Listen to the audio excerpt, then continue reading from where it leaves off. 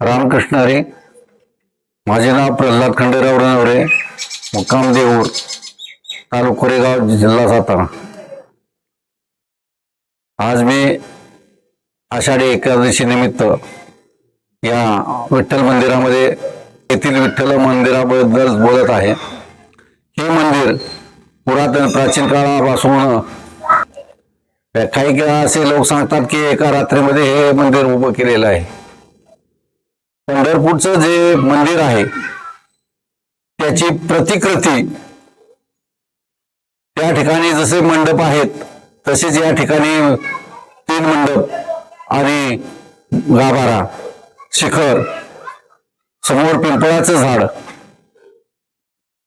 आणि वैशिष्ट्य एक आहे की ज्याप्रमाणे पंढरपुरामध्ये कानोपात्रेचं झाड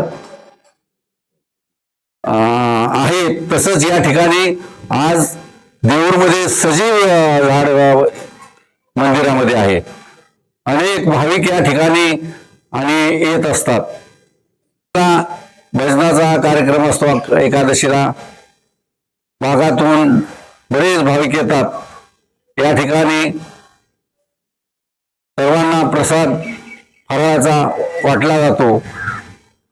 आजपर्यंत सर्व गावकरी मिळून हा खर्च करतात आणि आज या ठिकाणी जवळजवळ आतापर्यंत 2000 लोकांनी प्रसाद भक्षण केलेला आहे. या आषाढी एकादशी निमित्त लोक या ठिकाणी आलेले आहेत. आषाढी एकादशी नंतर या मंदिरात या गावचं वैशिष्ट्य आहे की 5 दिवसानंतर या ठिकाणी गोकुळकाला महोत्सव म्हणजे नक्की काय असतं आणि त्याच्याविषयी आव्हान. आता आज एकादशी झाली. आज एकादशी झाल्यानंतर गुरुपौर्णिमा येते आणि गुरुपौर्णिमेला पंढरपुरामध्ये, गोपाळपुरामध्ये काला साजरा केला जातो. तसाच काला पूर्व परंपरेनं या देऊर गावामध्ये साजरा केलेला होत असतो. आणि या काल्यामध्ये भारूड, सोंग असे विविध कार्यक्रम केले जातात आणि त्या माध्यमातून प्रबोधन केलं जातं. आणि हा काला बघण्यासाठी भागातून बरेच लोक येत असतात आणि हा लाभ घेत असतात. बुधवार दिनांक 29 तारखेला काला होणार आहे. तरी मी सर्वांना विनंती करतो की अवश्य देऊरमध्ये येऊन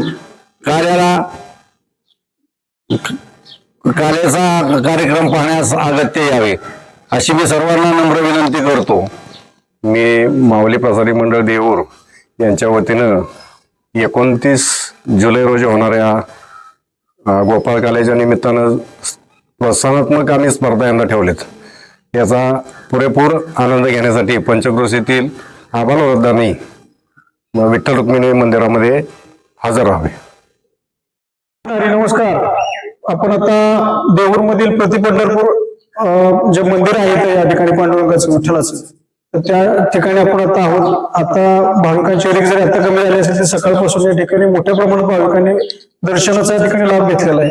आता मला आवर्जून सांगायचं की या ठिकाणी पारंपरिक पद्धती जे काय जपली जाते त्यामध्ये 29 तारखेचा गोकुळकाला एक वैशिष्ट्यपूर्ण गोकुळकाला आहे, ज्याच्यामध्ये विविध प्रकारची सोंगता असतातच, पण भारूड आणि याच्या व्यतिरिक्त विविध कार्यक्रम आणि गोपाळ कृष्णाने ज्या कला केल्या त्यांच्या काळामधल्या त्या कला आपल्याला या ठिकाणी पाहायला मिळतात. चालू वर्षी आम्ही हे स्वरूप वाढावं यासाठी महाराष्ट्र राज्य साप्ताहिक संघटना आणि महाराष्ट्र वन न्यूज चॅनल तसेच सातारा समाचार मीडिया यांच्या वतीनं आम्ही या कार्यक्रमाचं आयोजन करतोय. त्याला माऊली प्रसादिक मंडळ याचं संयोजन आम्हाला लागलेलं आहे आणि त्यांच्या माध्यमातून हा एक उपक्रम 29 तारखेला होणार आहे. त्या सोंगाच्या स्पर्धा हा एक वेगळा उपक्रम घेतला आणि त्या सोंगामध्ये जे लोक सहभाग घेतील किंवा ज्या संघामध्ये नंबर काढतील अशा लोकांना आपण पारितोषिक देऊन या ठिकाणी गौरवणार आहोत.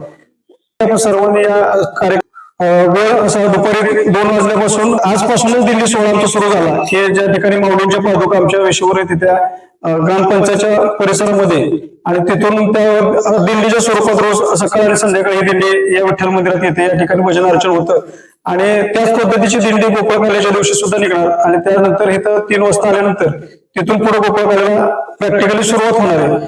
अशा पद्धतीने गोपाळकाल्याचं स्वरूप राहणार आहे. धन्यवाद.